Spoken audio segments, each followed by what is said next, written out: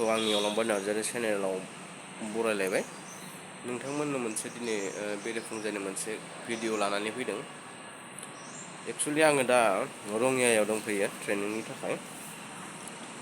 बे ट्रेनिङाव आङो दा ट्रेनिंखौ लानो फैदों रेलवेनि रङियायाव। दा बर्थमान आं हारसिंनि थाखाय आं मोनसे नोंथांमोननो बेखौनो फोरमायनो होननानै बे भिडिअखौ लाबोनाय जाबाय। जिहेथु गोबाङानो बुङो माबा माबि ट्रेनिं खालामो मानसिफोरा खिन्थु जेबो बेनिफिट जाया। मानसिया रोंनाय आरो सोलोंनाय, मानसिनि रोंनाय आरो सोलोंनाया जेबो सिमा थाया आरो बैसोबो थाया। नों जेसेबांनो सोलोंगोन बेसेबांनो रोंगोन, बेसेबांनो रोंगोन एसेबांनो एक्सपिरियेन्स जागोन। बेनिखायनो जेखिनि स्टुडेन्टसानो जा जियानो जाया मानो माने सोलों, खामानियाव बाहाय। जेसेबां सोलोंगोन एसेबांनो एक्सपिरियेन्स जागोन आरो जेसेबां सोलोंगोन एसेबांनो रोंगोन आरो एसेबांनो रोंगोन बेसेबांनो एक्सपिरियेन्स जागोन। जिखुनु खामानि मावब्लाबो साख्रि बाख्रियानो जा जियानो जा बेयाबो कम्पिटिसन जायो। बेयाबो फार्स्टआव नोङो डाइरेक्ट खामानिखौ रोङा साख्रि मोनबाबो। बे नोङो साख्रि मोनखांनायनि उनाव नोङो बेहाय प्रेक्टिस होयो न' ओमफ्राय बायदिसिना नोंखौ फोरोङो। बेहायबो नोङो मोनसे चेलेन्जिं लानानै सोलोंनो गोनां जायो। जेरावबो कम्पिटिसन, जेरावबो सोलोंनो गोनां जायो। बेखायनो सोलोंनाय आरो रोंनायाव जेबो सिमा थाया। जेसेबांनो बोरायलांगोन एसेबांनो रोंनायाबो नोंहा बांलांगोन, बैसोआ जालांगोन, एक्सपिरियेन्सआ बारायलांगोन।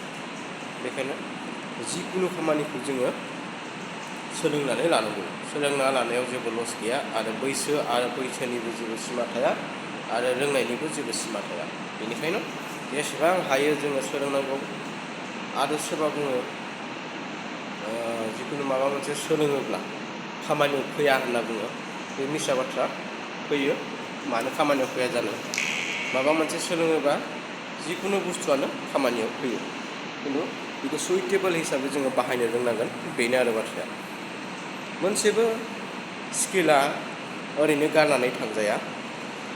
जिकुनु नोङो सोलोङा मानो स्किला नोंहा खामानियाव फैखायो आरो जाय खामानियाव फैया होनना बुङो बेयो मानसियानो गावनो खामानि गैखाया। बेनिखायनो बियो खामानियाव बाहायनो रोङाखै। बेनिखायनो जिकुनु बुस्थुआनो स्किलानो, जिकुनु बुस्थु नों सोलोंनायानो नोंनि लाइफजों जरित' गोनां आरो गोनांथि खामानियाव फैयो। खामानियाव जाय बुङो फैया होननानै बे गावनो खामानि गैया, बेनिखायनो खामानियाव फैया। बेनिखायनो जिकुनु सोलोङा मानो, जिकुनु ट्रेनिं लाया मानो बेफोर गावबा गावनि मोनसे स्किल, नोंनि नलेज, नोंनि स्किलखौ बारिहोयो। बेनिखायनो गुबुननि बुंनायखौ, दानि स्टुडेन्टफ्रा गुबुननि बुंनायखौ गोजानाव दोन, बेलेगा बायदिसिना बुंनायखौ। जि सोलोङो सोलोंबाय था, स्किलखौ बारिबाय था। सोलोंनायनि जेबो सिमा थाया आरो रोंनायनि सिमा थाया। बेखौनो नोंथांमोननि गेजेराव फोरमायनो होननानै आङो भिडिअखौ लानानै फैबाय। नोंथांमोना बेखौ नायगोन बा मिन्थिबाय बा बुंनानै होनो होननानै आङो गोसो जानानै बे माबाखौ बानायनाय जाबाय। एक्सुवेलि दा रावबो गैथ'यैखाय आङो बानायदोंमोन आरो।